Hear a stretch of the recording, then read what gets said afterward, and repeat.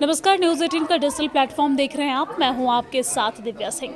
बांग्लादेश में पूर्व प्रधानमंत्री शेख हसीना के खिलाफ दर्ज मानवता विरोधी अपराधों के मामले में आज आने वाले फैसले से पहले राजधानी ढाका से लेकर कई जिलों में हिंसक झड़पें, आगजनी, सड़क जाम और धमाकों की घटनाएं हुई है, जिसकी वजह से पूरे देश में असुरक्षा का माहौल बन गया है। आपको ये जानकारी दे दें कि फैसले से एक दिन पहले रविवार को ही बांग्लादेश के कई हिस्सों में उग्र प्रदर्शन शुरू हो गए। हालात को बिगड़ता देख सरकार ने पुलिस के साथ सेना और बॉर्डर गार्ड बांग्लादेश को भी तैनात कर दिया है और इसके साथ ही राष्ट्रीय राजधानी में पुलिस को हिंसक प्रदर्शनकारियों पर गोली चलाने का आदेश भी दे दिया गया है। और इस बीच शेख हसीना ने कहा कि अपनी पार्टी के नेताओं और कार्यकर्ताओं से कहा है कि वो घबराए नहीं। अभियोजन पक्ष ने रविवार को शेख हसीना के लिए मौत की सजा की मांग दोहराई है। आपको ये बता दें कि बांग्लादेश का अंतर्राष्ट्रीय अपराध न्यायाधिकरण शेख हसीना के खिलाफ फैसला आज सुनाएगा और इस मामले में सुनवाई उनके गैर हाजिर रहने के दौरान हुई। ICTBD के अभियोजक गाजी MH तमीम ने कहा है कि हमने शेख हसीना के लिए यथासंभव अधिकतम सजा की मांग की है।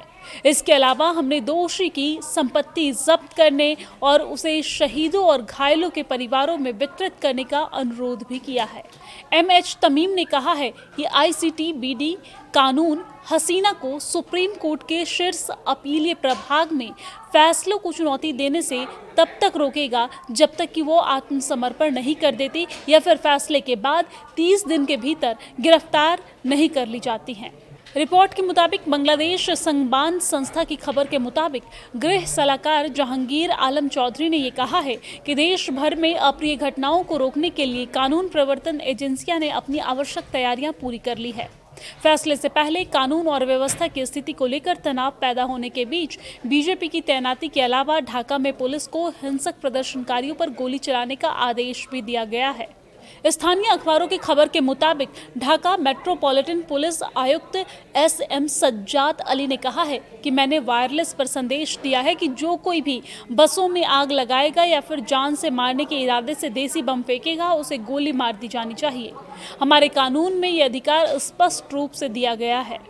शेख हसीना उनके गृह मंत्री असद उज जमा खान कमाल और तत्कालीन पुलिस महानिरीक्षक चौधरी अब्दुल्ला अल मामून पर पिछले वर्ष सरकार विरोधी प्रदर्शनों के दौरान मानवता के विरुद्ध अपराध करने का आरोप है और इसमें हत्या की कोशिश, प्रताड़ित करना और अन्य अमानवीय कृत्य शामिल है। न्यायाधिकरण ने 10 जुलाई को तीनों के खिलाफ आरोप तय किए थे।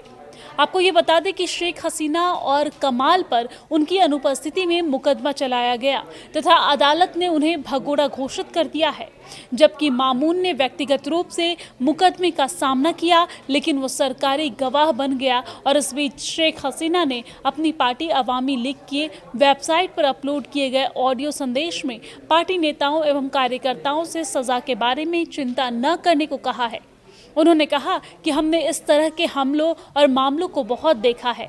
उन्होंने कहा है कि मुझे परवाह नहीं है, अल्लाह ने मुझे जीवन दिया है और एक दिन मेरी मौत आएगी, लेकिन मैं देश के लोगों के लिए काम कर रही हूं और ऐसा काम जारी रखूंगी।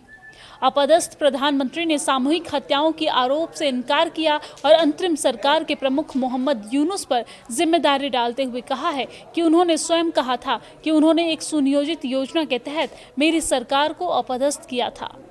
उन्होंने कहा कि हमारे संविधान के अनुच्छेद 7B में स्पष्ट रूप से कहा गया है कि अगर कोई नवनिर्वाचित प्रतिनिधियों को बलपूर्वक सत्ता से हटाता है तो उसे दंडित किया जाएगा। यूनुस ने यही किया। हसीना ने कहा कि उनके खिलाफ आरोप लगाने वाले अभियोजक पूरी तरीके से झूठे हैं। उन्होंने कहा कि अगर कोई अदालत में झूठी शिकायत करता है तो उस पर कानून के तहत मुकदमा चलता है और एक दिन ऐसा होगा ही।